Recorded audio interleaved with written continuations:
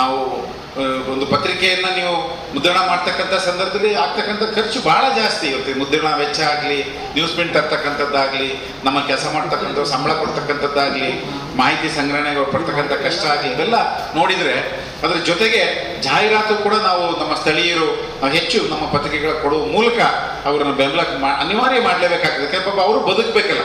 ಭಾಳ ಜನ ನಾವೇನು ಮಾಡ್ತೀವಿ, ನಂದೊಂದು ಫೋಟೋ ಐಟಮ್ ಬಂದ್ಬಿಟ್ರೆ ಅಷ್ಟೇ. ನಾನು ಯಾವಾಗಲೂ ಹೇಳ್ತಿರ್ತೀನಿ, ನಿಮ್ಮ ರಿಪೋರ್ಟ್ ಪೇಪರ್ನಾಗ ಬಂದ್ಮೇಲೆ ನಾವು ಎಡಿಟರ್ ರಿಪೋರ್ಟರ್ ಮಾತಾ ಬಿಡ್ತೀವಿ. ನಿಮ್ಮ ಮನೆಗೆ ಪೂಜೆ ಆಗೋದ್ಮೇಲೆ ಆ ಪುರೋಹಿತರು ಮಾತಾಡ್ಸಲ್ಲ. ತಲೆನೋವು ಹೋಗ್ಬಿಟ್ಮೇಲೆ ಎದುರಿಗೆ ಡಾಕ್ಟರ್ ಬಂದ್ರೆ ಭಾಳ ಫೀಸ್ ಕೇಳ್ತಾ ಕೊಡೋ ಅಂತಾರೆ ಡಾಕ್ಟರ್ಗೆ, ಮಾತಾಡ್ಸಲ್ಲ. ನಿಮ್ಮ ಕೇಸ್ ಗೆದ್ದು ಬಿಟ್ಮೇಲೆ ನೀವು ವಕೀಲರು ಮಾತಾಡ್ಸಲ್ಲ. ನೀವು ಎದುರಿಗೆ ಬಂದ್ರೆ ವಕೀಲರು ಭಾಳ ಸತಾಯಿಸ್ಬಿಟ್ರೆ ನಾವು ವಕೀಲರು ಅಂತ. ಅವ್ರು ಕಷ್ಟಪಟ್ಟು ಗೆದ್ದು ಕೊಟ್ಟಿರ್ತಾರೆ ನಿಮ್ಮ ಕೇಸು. ನೀವು ನೋಡಿಬೇಕಾರೆ ಡಿಗ್ರಿ ಸಿಕ್ಮೇಲೆ ಯೂನಿವರ್ಸಿಟಿ ಪ್ರೊಫೆಸರ್ ನಮ್ಮ ಕತೆನೂ ಅಷ್ಟೇ. ಡಿಗ್ರಿ ಸಿಕ್ಮೇಲೆ ಕೆಲವರು ನಮ್ಮ ರಾಜವಂತರ ಪಾಪ ಯಾವಾಗಲೂ ಮಾತಾಡಿಸ್ತಾರೆ. ಕೆಲವರು ಭಾಳ ಜನ ಸಂಪರ್ಕದಲ್ಲೇ ಇರೋದು ಮರ್ತು ಬಿಡ್ತಾರೆ. ಡಿಗ್ರಿ ಸಿಕ್ಮೇಲೆ ಮುಗೀತಾವ ನೆಕ್ಸ್ಟ್ ಕೆಲಸ.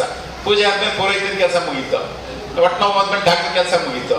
ಕೇಸ್ ಗೆದ್ದಾದ್ಮೇಲೆ ವಕೀಲರ ಕೆಲಸ ಮುಗೀತು. ಯಾರು ನೆನ್ಸಲ್ಲ. ಹಂಗೇನೆ ಪತ್ರಕರ್ತರು ಅಷ್ಟೇ. ನಾನು ಒಂದು 40 ವರ್ಷಕ್ಕಿಂತ ಹೆಚ್ಚು ಈ ಕ್ಷೇತ್ರದಲ್ಲಿ ನಾನು ಕೆಲಸ ಹೇಳಿದ್ದೀನಿ. ಇಲ್ಲ ರಿಪೋರ್ಟ್ ಬೇಕಾದ್ರೆ ಸಮಯ ನಮಸ್ಕಾರ ಸರ್, ಬನ್ನಿ ಸರ್, ಕೂತ್ಕೊಳ್ಳಿ ಸರ್, ಪ್ರೊಫೆಸರ್ ಬಂದು ದಾರಿ ಬಿಡೋ ಕೂರಿಸ್ತಾರೆ.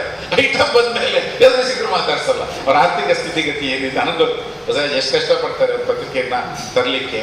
ಅವರು ಮೂಲತಃ ನಾನು ಪತ್ರಿಕೋದ್ಯಮ ಕ್ಷೇತ್ರದಿಂದ ಬಂದವನು. 1975ರಲ್ಲಿ ನಾನು ಮೊದಲನೇದಾಗಿ ಕನ್ನಡ ಪತ್ರಿಕೋದ್ಯಮ ಕ್ಷೇತ್ರಕ್ಕೆ ಪ್ರವೇಶ ಮಾಡಿದಂಥವನು. ಹಾಗಾಗಿ ನನಗೆ ಎಷ್ಟೇ ಕಷ್ಟ ನಷ್ಟ ಇದ್ದರೂ ಕೂಡ ನನ್ನ ಎಲ್ಲ ಈ ಸ್ಥಾನಮಾನಗಳಿಗೆ ಮುಖ್ಯವಾಗಿ ಕಾರಣ ಆಗಿದ್ದು ನನ್ನ ವೃತ್ತಿ ಪತ್ರಿಕೋದ್ಯಮ. ಹಾಗಾಗಿ ನನಗೆ ಈ ಕ್ಷೇತ್ರದ ಬಗ್ಗೆ, ಮಾಧ್ಯಮದ ಬಗ್ಗೆ, ಪತ್ರಿಕೆಗಳ ಬಗ್ಗೆ, ಕನ್ನಡ ಪತ್ರಿಕೆಗಳ ಬಗ್ಗೆ, ವಿಶೇಷವಾಗಿ ಮಧ್ಯಮ ಮತ್ತು ಸಣ್ಣ ಪತ್ರಿಕೆಗಳ ಬಗ್ಗೆ ನನಗೆ ಅಪಾರವಾದಂಥ ಕಾಳಜಿ. ಹಾಗಾಗಿ ಬಸವರಾಜ್ ಅವರು ಕರೆದಾಗ ಇಲ್ಲಪ್ಪ ನಾನು ಬರ್ತೀನಿ, ಈ ಕಾರ್ಯಕ್ರಮದಲ್ಲಿ ನಾನು ಪಾಲ್ಗೊಳ್ತೀನಿ ಅನ್ನೋಂಥ ಮಾತಿನ ಪ್ರಕಾರ ಇವತ್ತು ಬಂದೆ. ಭಾಳ ಸಂತೋಷ ಆಯಿತು. ವಿನಿವಾಣಿ ಅಂತ ಪತ್ರಿಕೆ ಕೊಪ್ಪಳದಲ್ಲಿ ನಡೆಸ್ತಕ್ಕಂಥದ್ದು ಬಹಳ ಕಷ್ಟವಾದ ಕೆಲಸ, ಅಷ್ಟು ಸುಲಭವಾದ ಕೆಲಸ ಅಲ್ಲ. ನಮ್ಮ ಪತ್ರಕರ್ತರು ನಾನು 7ನೇ ಸಂವತ್ಸರ 8ನೇ ಸಂವತ್ಸರ ಭಾಳ ಕಷ್ಟಪಟ್ಟು ಪತ್ರಿಕೆಗಳು ನಡೆಸ್ಕೊಂಡು ಹೋಗ್ತಾರೆ. ವರ್ಷದ 365 ದಿವಸನೂ ಅವ್ರು ಪಡ್ತಕ್ಕಂಥ ಪಾಡು, ವಿಶೇಷವಾಗಿ ಕನ್ನಡ ಪತ್ರಿಕೋದ್ಯಮದಲ್ಲಿ ಮಧ್ಯಮ ಮತ್ತು ಸಣ್ಣ ವರ್ಗದ ಪತ್ರಿಕೆಗಳು, ಏನು ದೊಡ್ಡ ಪತ್ರಿಕೆಗಳು, ಮಧ್ಯಮ ವರ್ಗದ ಪತ್ರಿಕೆಗಳು ಮತ್ತು ಸಣ್ಣ ಪತ್ರಿಕೆಗಳು, ಈ 3 ವರ್ಗೀಕರಣದಲ್ಲಿ ವಿಶೇಷವಾಗಿ ಜಿಲ್ಲಾ ಕೇಂದ್ರಗಳಿಂದ ಬರ್ತಕ್ಕಂತಹ, ಅದರಲ್ಲೂ ಕೊಪ್ಪಳ ಜಗಜ್ಯೋತಿ ಬಸವಣ್ಣ ನಡೆದಾಡದಂಥ ಪವಿತ್ರವಾದ ನಾಡು ಈ ಕಲ್ಯಾಣ ಕರ್ನಾಟಕದ ಭಾಗ ಕೊಪ್ಪಳ. ವಿಶೇಷ ಕೊಪ್ಪಳ ಜಿಲ್ಲೆದೊಂದು ಏನು ವಿಶೇಷ ಅಂದರೆ ಕನ್ನಡದ ತವರುಮನೆ ಕೊಪ್ಪಳ ಜಿಲ್ಲೆ. ಕನ್ನಡದ ಸೊಗಸು, ಕನ್ನಡದ ಸಂಸ್ಕೃತಿಯ ಜಾನಪದ, ಇವನ್ ಪತ್ರಿಕೋದ್ಯಮ ಕೂಡ ಬಹಳ ಶಿಕ್ಷಣ ಸಂಸ್ಥೆಗಳೆಲ್ಲವೂ ಕೂಡ ಆ ಕನ್ನಡಕ್ಕೆ ಈ ಜಿಲ್ಲೆಯ ಜನ ಕೊಟ್ಟಿರ್ತಕ್ಕಂಥ ಕೊಡುಗೆ ಅಪಾರವಾದದ್ದು. ಇಂಥ ಒಂದು ಜಿಲ್ಲೆಯಲ್ಲಿ ವಿನಯವಾಣಿ ಪತ್ರಿಕೆಯನ್ನು ಯಶಸ್ವಿಯಾಗಿ ಯಾವುದೇ ಒಂದು ಕನ್ನಡ ಪತ್ರಿಕೆಗೆ, ಅದು ವಿಶೇಷವಾಗಿ ಜಿಲ್ಲಾ ಕೇಂದ್ರದಿಂದ ಬರ್ತಕ್ಕಂತಹ ಪತ್ರಿಕೆಗೆ 8ನೇ ವರ್ಷ ಅಂತ ಹೇಳಿದ್ರೆ ಬಹಳ ಕಷ್ಟಪಟ್ಟಿದ್ದಾರೆ ಬಸವರಾಜ್ ಅಂತ. ಅಷ್ಟು ಸುಲಭ ಸಾಧ್ಯವಾದಲ್ಲ.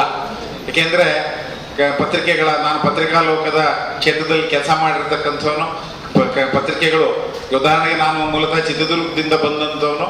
ನಾವು 70ರ ದಶಕದಲ್ಲಿ 80ರ ಆರಂಭದಲ್ಲೇ ಕೈ ಮೊಳೆ ಜೋಡಿಸಿ ಪತ್ರಿಕೆ ಶುರು ಮಾಡಿದ್ವಿ ನಮ್ಮ ಚಿತ್ರದುರ್ಗದಲ್ಲಿ. ನಾನು ಹೇಳ್ತಿರೋದು 77, 78, 80ರ ಹಿಂದಿನ ಕಾಲ. ಆ ಕಾಲದಲ್ಲಿ ಯಾವ ತಂತ್ರಜ್ಞಾನನೂ ಇರಲಿಲ್ಲ, ನಿಮ್ಗೆ ಯಾವ ಫೋಟೋನು ಹಾಕಕ್ಕಿರಲಿಲ್ಲ. ಭಾಳ ಕಷ್ಟಪಟ್ಟು ಅಕ್ಷರ ಜೋಡಿಸಿ ಬ್ಲಾಕ್ ಮಾಡಿಸ್ಬೇಕಾದ್ರೆ ಒಂದು 8 ದಿವಸ ಆಗೋದು. ನಮ್ಮಲ್ಲಿ ಬ್ಲಾಕ್ ಮಾಡೋಕ್ಕೂ ಇಲ್ಲಿ ಫೋಟೋ ಹಾಕ್ಬೇಕು ಅಂದ್ರೂ ಕೂಡ ಮುದ್ರಣ ಯಂತ್ರಕ್ಕೆ ಬ್ಲಾಕ್ ಮಾಡಿಸ್ತಕ್ಕಂಥ ಕಷ್ಟ ಇದ್ದಂಥ ಕಾಲ. ಅವತ್ತು ಕೂಡ ಪತ್ರಕರ್ತರು ಅಷ್ಟೇ ಕಷ್ಟಪಟ್ಟರು. ಆದರೆ ಇವತ್ತು ತಂತ್ರಜ್ಞಾನ ಬಹಳ ಮುಂದುವರೆದಿದೆ, ಮುದ್ರಣ ಗುಣಮಟ್ಟ ಕೂಡ ಹೆಚ್ಚಾಗಿದೆ. ಆದರೂ ಕೂಡ ನಾವು ಇನ್ನೂ ಕೂಡ ನಮ್ಮ ಪ್ರಸಾರ ಸಂಖ್ಯೆಯ ದೃಷ್ಟಿಯಿಂದ ಮತ್ತು ಜಾಹೀರಾತಿನ ದೃಷ್ಟಿಯಿಂದ ಇನ್ನೂ ಕೂಡ ಮಧ್ಯಮ ಮತ್ತು ಸಣ್ಣ ವರ್ಗದ ಪತ್ರಿಕೆಗಳು ಸ್ವಲ್ಪ ಇನ್ನೂ ಬಹಳಷ್ಟು ಆರ್ಥಿಕವಾಗಿ ಇನ್ನಷ್ಟು ಬಲಾಢ್ಯ ಆಗುವಂಥ ಪರಿಸ್ಥಿತಿ ಬರಬೇಕು. ನಾವೆಲ್ಲ ಕನ್ನಡ ಪತ್ರಿಕೆಗಳನ್ನು ಕೊಂಡು ಓದಬೇಕು, ಕನ್ನಡ ಪತ್ರಿಕೋದ್ಯಮವನ್ನು ಬಲಪಡಿಸಬೇಕು.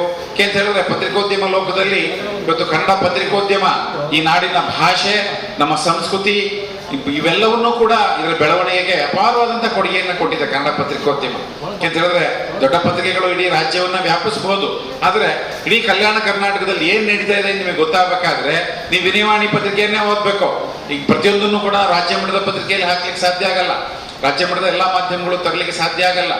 ಈ ಭಾಗದ ಜನರ ಕಷ್ಟ ಸುಖಗಳನ್ನ, ಈ ಭಾಗದ ಈ ಅತ್ಯಂತ ಪ್ರಮುಖವಾದಂಥ ವಿಷಯಗಳನ್ನ ಜನ ಸಮುದಾಯಕ್ಕೆ ತಲುಪಿಸ್ಬೇಕಾದ್ರೆ ಇಲ್ಲಿಯ ಪತ್ರಿಕೆನೇ ಹಾಕ್ಬೇಕು, ಇದನ್ನ ಎಲ್ಲರೂ ಕೂಡ ಗಮನಿಸಬೇಕು.